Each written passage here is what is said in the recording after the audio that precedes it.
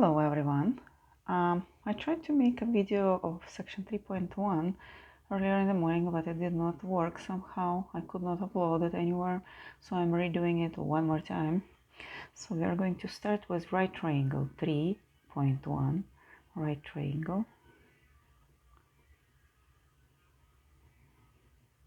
trigonometry. Well, first we're going to define what is right triangle. Right triangle is a triangle with one angle which is equals to 90 degrees. So this angle is 90 degrees. We're going to label the sides of the triangle and the angle. The first angle is theta. Then we are going to label this side, which is adjacent to theta, as A, and that's going to be adjacent side. We are going to label the opposite side to theta as B, opposite side. And we are going to label the hypotenuse of the right triangle as C hypotenuse. Okay, so now we are going to set our new definitions of sine, cosine, and tangent in the frame of the right triangle. So sine of theta equals opposite side over hypotenuse, or opposite side is B and hypotenuse is C, B over C. Cosine of theta is going to be adjacent side over hypotenuse, or A over C. And tangent of theta is going to be opposite side over adjacent side, and that's going to be B over A.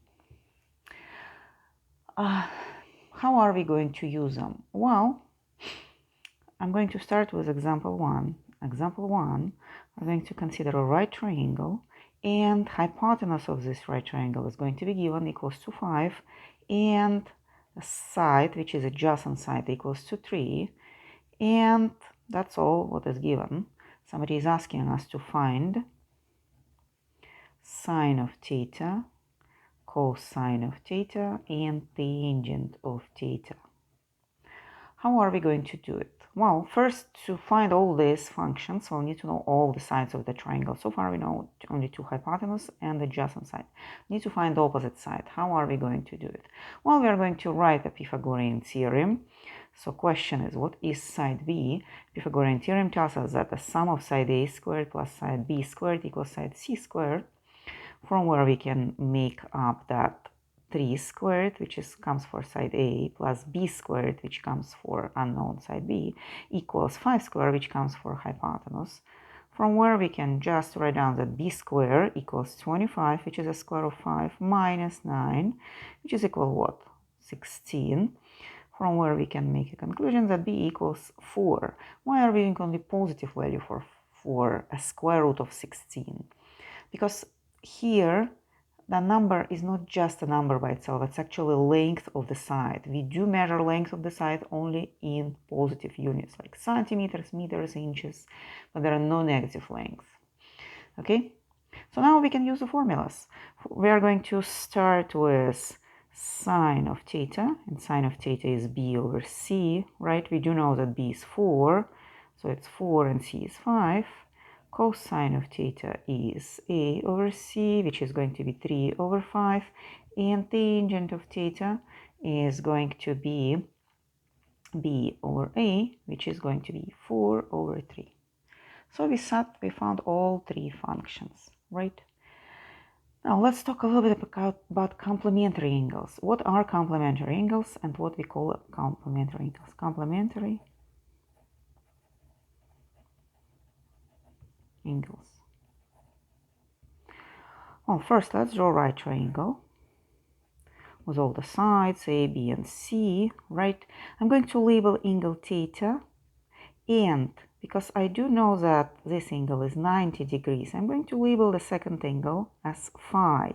Now I'm using a rule that sum of all angles in a triangle equals to 180 degrees.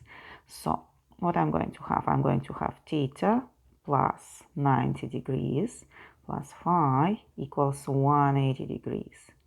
Well, I can subtract 90 from both sides, and I'm going to have theta plus phi equals 90 degrees.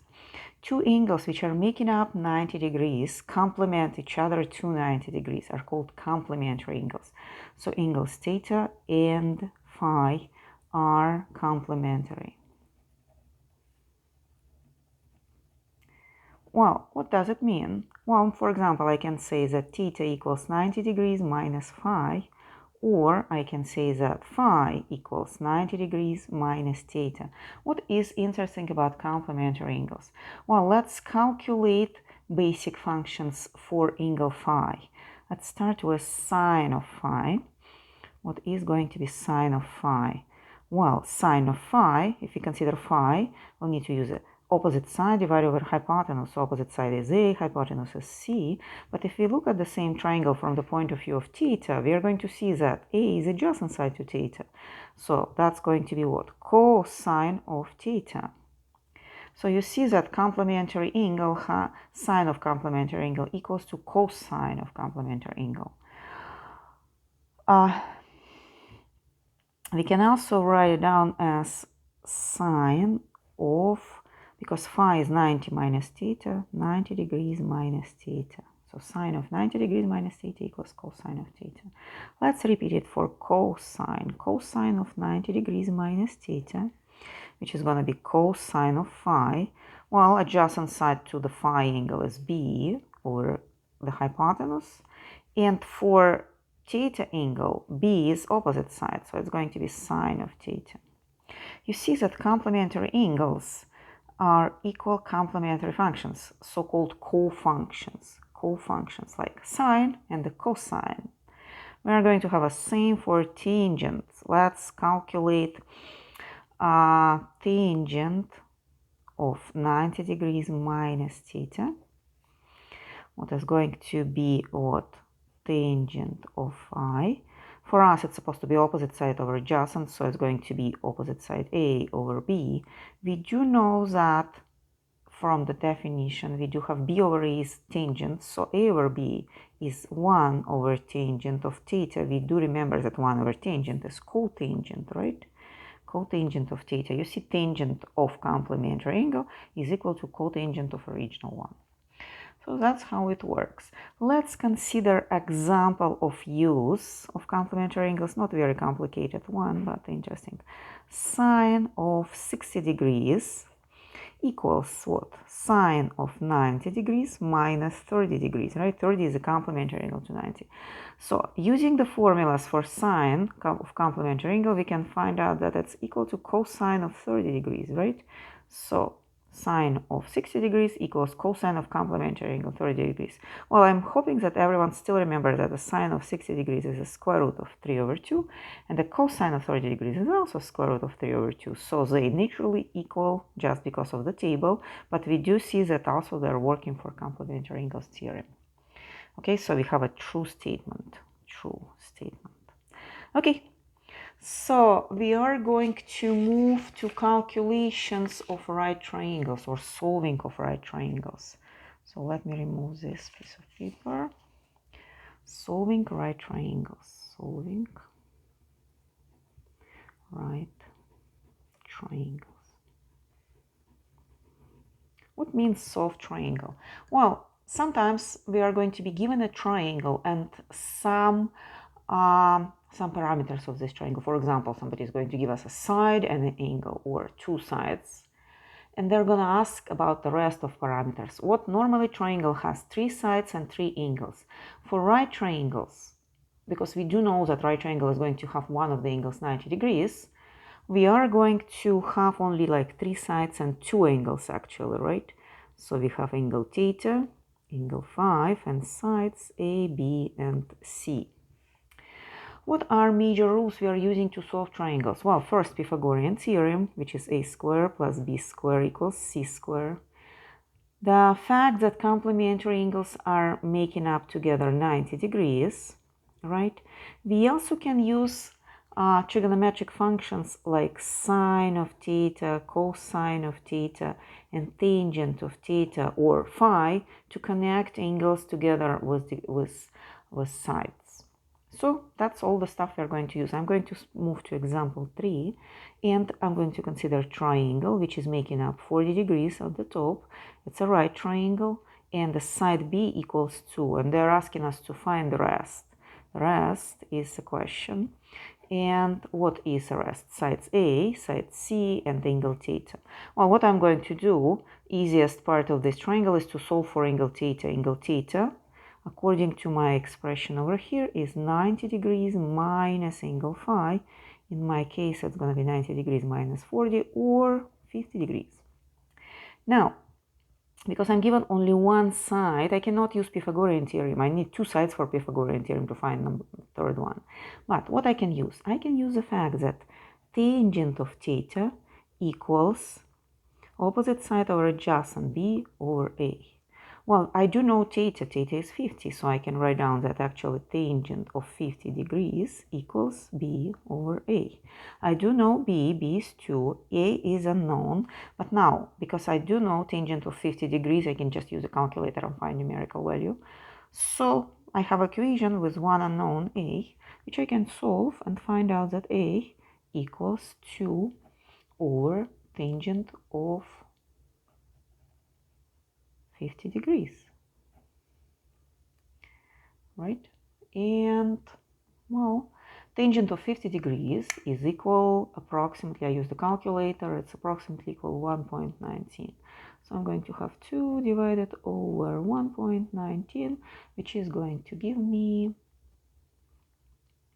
168. And I found my A side. Now I just need to find C using Pythagorean theorem.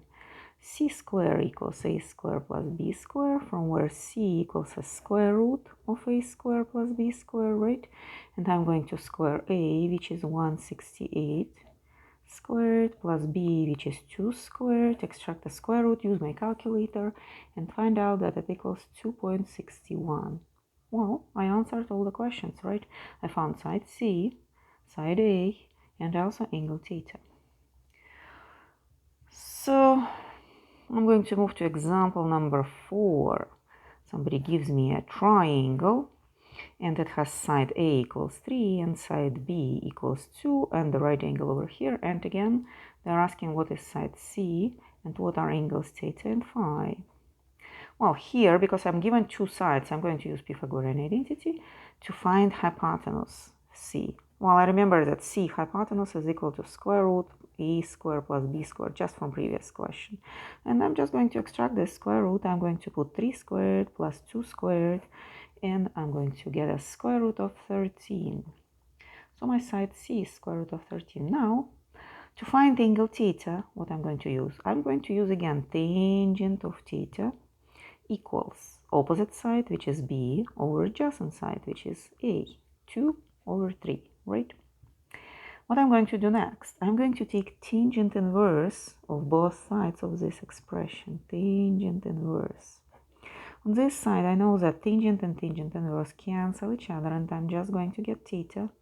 On this side, I'm just going to have tangent inverse of 2 over 3, which I can use my calculator and calculate what is going to be 3369.69 degrees. Guys, when you use your calculators, don't forget to pay attention in which mode calculator is, like radian mode or degrees mode. Now, the last question asked what is phi. I'm going to use I'm going to use complementary angles theorem. So phi is going to be 90 degrees minus theta, which is going to be 90 degrees minus 33.69, which is going to give me 56.31. And that's going to be the answer to my last question. Okay, my next example is going to deal with experimental problem. Imagine that we have a cloud, and you want to know how high is the cloud, how we can measure the height of the cloud. Well, what we're going to do, we're going to put a very good projector over here and put a beam onto the cloud. The beam onto the cloud is going to make a light spot over here. Somebody is going to stand over here like me with a protractor and measure what is the angle toward this spotlight. and somebody is going to give me the distance between me and projector. Well, maybe I can give it to me, or somebody is going to measure it. So somebody measured that the distance is 300 meters. And with projector measured that the angle is 75 degrees. So they're asking how high is going to be the cloud. Well, you see that this is a right triangle, right? And we do know the angle and this side, right? We know that opposite side, adjacent side, and angle are connected by function tangent. So I'm going to write down that tangent of 75 degrees equals height opposite side over adjacent side, 300. From where multiplying both sides by 300, I'm going to find that height is 300 by tangent of 75 degrees. Well, for 75 degrees, I'll need to use calculator. It's not a table value, and calculator gives me 119.6 meters. So that's how high is the cloud, about 1 kilometer high. It's very easy experiment, and you can try to do it at home actually. What you will need, instead of projector, you can use a good flashlight. You can use the help of a friend, or just set up flashlight somewhere in your backyard, measure distance to yourself, and try to find the angle where the spot on the cloud sits. Further away you are moving from flashlight, smaller is going to be the angle and easiest is going to be to measure it. Well, for example, to get 75 degrees, you're supposed to be like 300 meters away. If you are just 5 meters away, you probably are going to get 90 degrees. So it's not bad to have 90 degrees, but if you put 90 degrees over here, that's going to give you infinity, and that's going to be really hard to calculate. Okay, so now I want to move to some self-solve problems. I'm going to set up problems and ask you to solve them and then check solutions with my video. So first problem is the triangle with two sides is given, and somebody is asking to find side C and angles theta and phi. Second problem, problem B, asking use complementary angles to find exact value of cosine of 40 degrees over sine of 50 degrees. You see that 40 and 50 are complementary to 90, right? And question C is just one more triangle to solve.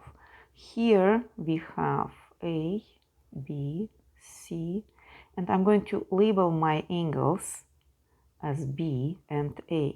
Usually, guys, if you don't label angles with theta and phi, if you use letters to label angles, the letter B for the angle comes across side B and letter A comes across side A. Okay, so that's not adjacent, actually that's opposite, going to be opposite angle. Well, what is given for this triangle? Side A is 6, angle A is 40 degrees, and somebody is asking find side B, side C, and angle B. So now what I want you to do, stop your video for like maybe 10 minutes, try to solve these problems, and then check your solutions with my video. And I'm going to count to 3 and provide solutions, so you have something to check. Solutions. 1, 2, 3. So for the first problem, the triangle B equals 3, A equals 4, C is unknown, angles are unknown, that's angle theta, this is angle phi, right?